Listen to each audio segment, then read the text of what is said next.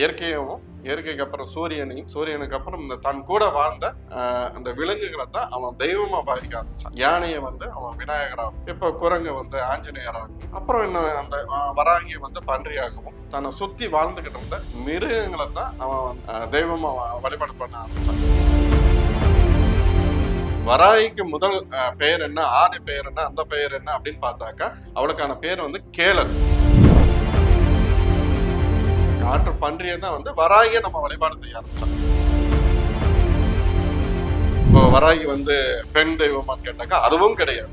வராகி பாத்தீங்கன்னாக்கா அது ஒரு ஆண் தெய்வம் தான். மதம் மாறி நீங்க வேற ஒரு மதத்துக்கு, இந்த மதத்துல இருக்கீங்க, நீங்க வேற ஒரு மதத்துக்கு போறீங்க, அந்த மதத்துல போய் நீங்க அந்த தெய்வத்தை வழிபாடு பண்ண ஆரம்பிக்கிறீங்க. வழிபாடு பண்ணுனா உங்களுக்கான நற்பலன் கிடைச்சிருமா, இல்ல உங்களுக்கான நீங்க தேடி போன நோக்கம் நிறைவேறுமான்னா, வராகியை கும்பிட்டா, வராகியை நான் கும்பிடுறேன், வராகியோட போட்டோ வீட்டுக்கு வாங்கிட்டு போய் நான் வச்சு வழிபாடு செய்ய ஆரம்பிச்சேன். நான் கும்பிட ஆரம்பிச்சதுக்கு அப்புறமே என்னோட வாழ்க்கையில பாத்தீங்கன்னா வீட்டுல ஒரே சண்டை, வீட்டுல ஒரே பிரச்சனை, குடும்பம் வழிபாடு செஞ்சீங்கன்னா அது வந்து ஆக்ரோஷமான தெய்வம், அதனால வேண்டாம் வேண்டாம் அப்படின்னு.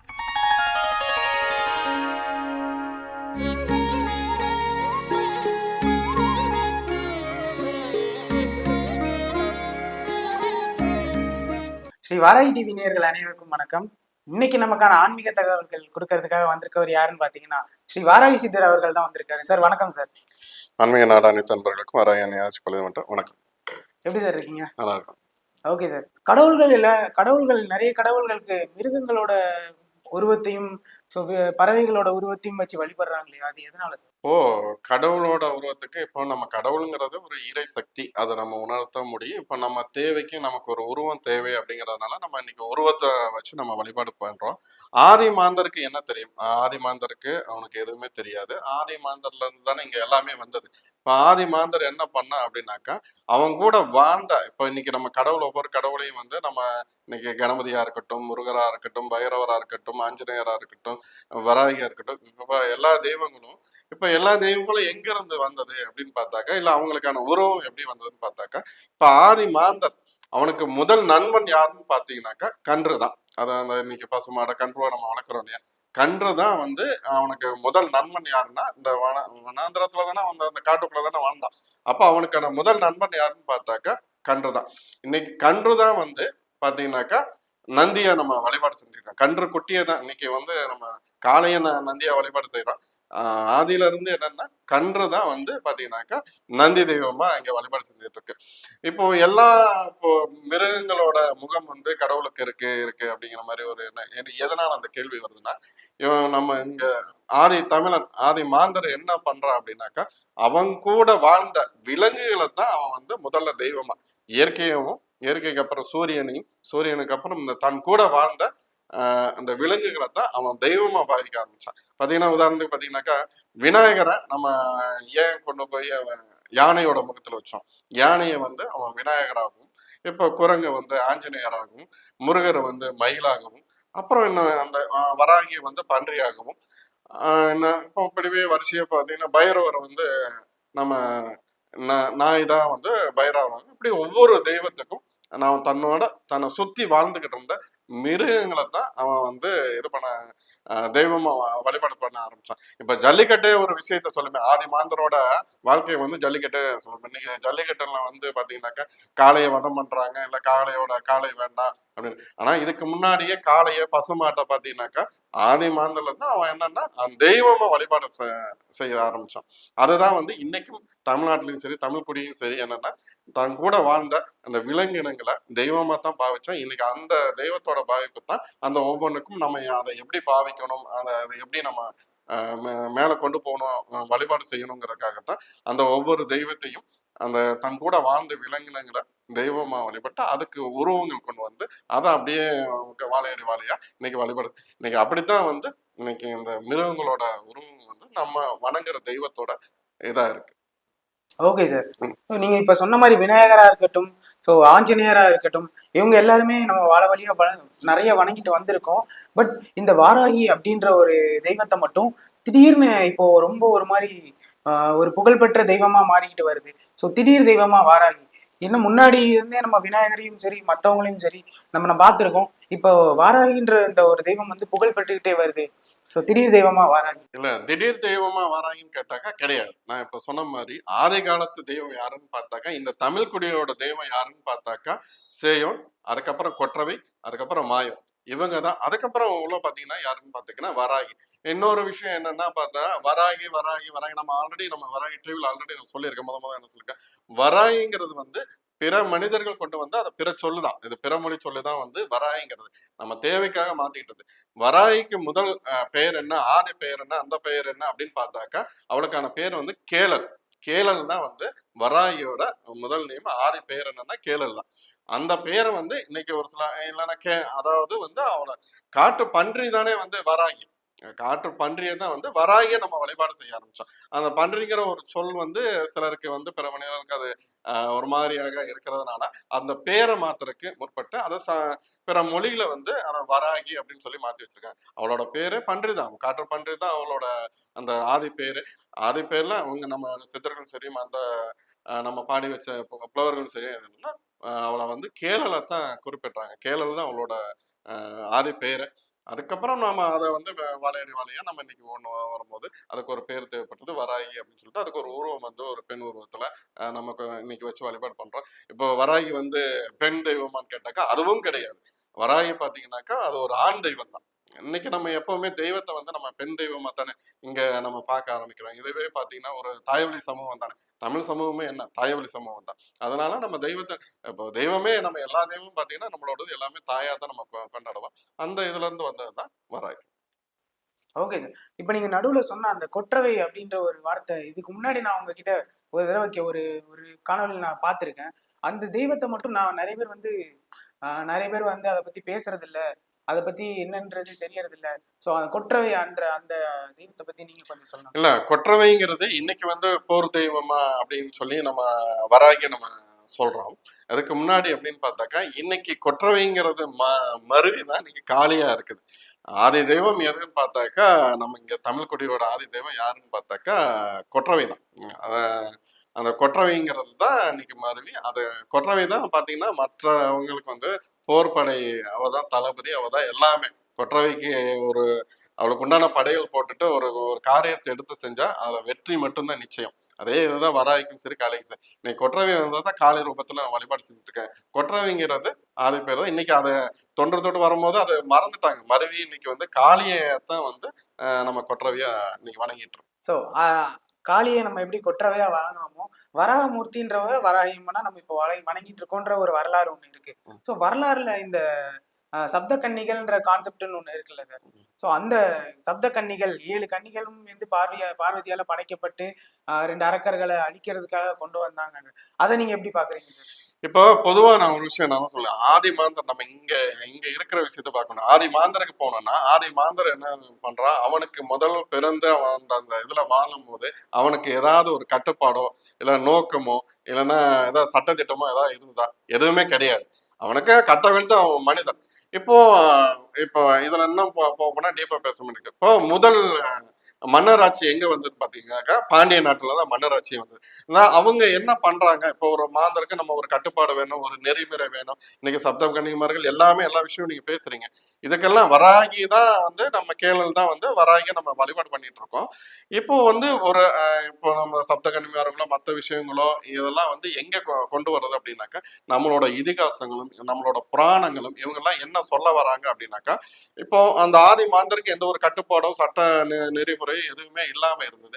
இவங்களும் ஒரு அதாவது ஒரு நல்வழிப்படுத்துறதுக்கோ ஒரு ஒரு விஷயத்தை நோக்கி போறதுக்கோ நெறிமுறைப்படுத்துறதுக்கு இந்த இதிகாசங்களும் புராணங்களும் மற்ற இந்த ஆன்மீக சம்பந்தப்பட்ட அந்த புராண கதைகளும் நமக்கு தேவைப்பட்டது. அதுதான் வந்து இதுல ஒவ்வொருத்தரையும் இப்போ ஒரு சப்த கன்னிமார்கள் இங்க இருந்தாங்க, இல்ல மற்ற ஒரு அரக்கனை வதம் செய்யறதுக்கு ஒரு தெய்வம் வந்தாங்க. இப்ப நம்ம ஐயப்பனுக்கு ஒரு வரலாறு சொல்றோம், கிருஷ்ணனுக்கு ஒரு வரலாறு சொல்றோம். இது எல்லாமே வந்து பாத்தீங்கன்னாக்கா மனிதனை நெறிமுறைப்படுத்துறதுக்கு மனிதனை நல்வழிப்படுத்துறதுக்கு அவனை ஒரு இலக்கை நோக்கி போக வைக்கிறதுக்கு பயணிக்க வைக்கிறதுக்கு தான் இந்த இதிகாசங்களும் புராணங்களும்.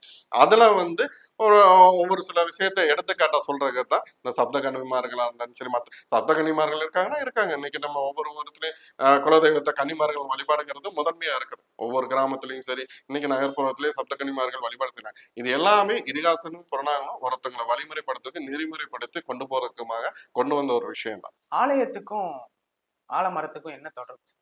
இல்ல ஆலயத்துக்கும் ஆலமரத்துக்கும் என்ன தொடர்பு அப்படின்னு பார்த்தாக்கா, ஆதி மாந்தர் வாழ்ந்த இடம் எதுன்னு பார்த்தாக்கா, முதல்ல குகையில போய் வாழ்றதுக்கு முன்னாடி அவன் வாழ்ந்த இடம் எதுன்னு பார்த்தாக்கா, ஆலமரத்துக்கு அடியில தான். சரிங்களா? அவனுக்கு வாழ்ந்த இருக்கிற முதல்ல வந்தோடனே என்ன பில்டிங் கட்டியா அவன் வாழ்ந்தான்? கிடையாது. அவனோட பூர்வீக குடியிருப்பு, அவனுக்கான பாதுகாப்பு, அவனுக்கு உறைவிடம் எதுன்னு பார்த்தாக்கா ஆலமரம் தான். இப்போ ஆதி மாந்தர் வாழ்ந்த இடத்துல தான் வந்து அவன் வாழ்ந்த இடம். அதுக்கப்புறம் அவன் இப்போ நம்ம பாறைகளுக்கு இடையிலையும் குகையிலையும் போய் வாழ ஆரம்பிக்கும் போது அவன் வாழ்ந்த இடத்தை தான் வந்து தான் வாழ்ந்த கடவுளுக்கு சமர்ப்பிக்கிறான்.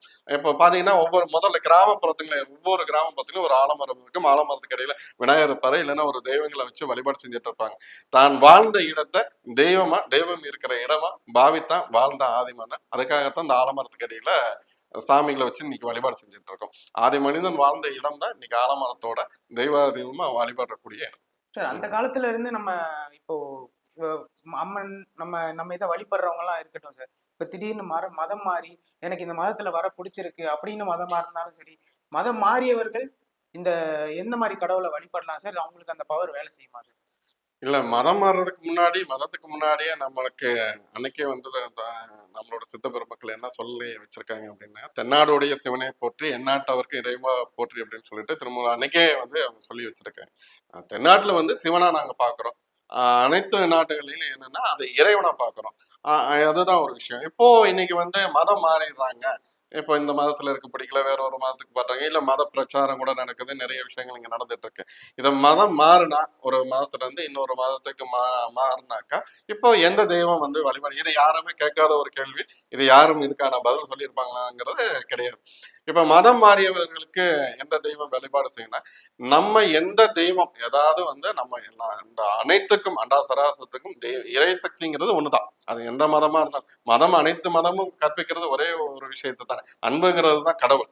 இப்போ மதம் மாறி நீங்க வேற ஒரு மதத்துக்கு, இந்த மதத்துல இருக்கீங்க, நீங்க வேற ஒரு மதத்துக்கு போறீங்க, அந்த மதத்துல போய் நீங்க அந்த தெய்வத்தை வழிபாடு பண்ண ஆரம்பிக்கிறீங்க. வழிபாடு பண்ணுனா உங்களுக்கான நற்பலன் கிடைச்சிருமா, இல்ல உங்களுக்கான நீங்க தேடி போன நோக்கம் நிறைவேறுமான்னா அதுக்கான கேள்வி என்னன்னு பார்த்தாக்கா அது கேள்விக்குறியா தான் இருக்கும். என்ன காரணம் அப்படின்னாக்கா, நீ கொண்ட அந்த மதத்தின் மேலேயோ நீ கொண்ட தெய்வத்தின் மேலேயோ அபரீதமா அவங்க மேல ஒரு அன்பும் அவங்க மேல அவங்களுக்கு உண்டான அந்த பற்றுதலும் இல்லாம எந்த ஒரு மதத்திலையும் போய் நம்ம அந்த மதத்தோட தெய்வம் வந்து உனக்கு வழிபாடு செஞ்சிருமா, இல்ல அது உனக்கு நீ வழிபாடு செஞ்சா உனக்கு உண்டான பலன் கிடைச்சிருமா? கிடையாது.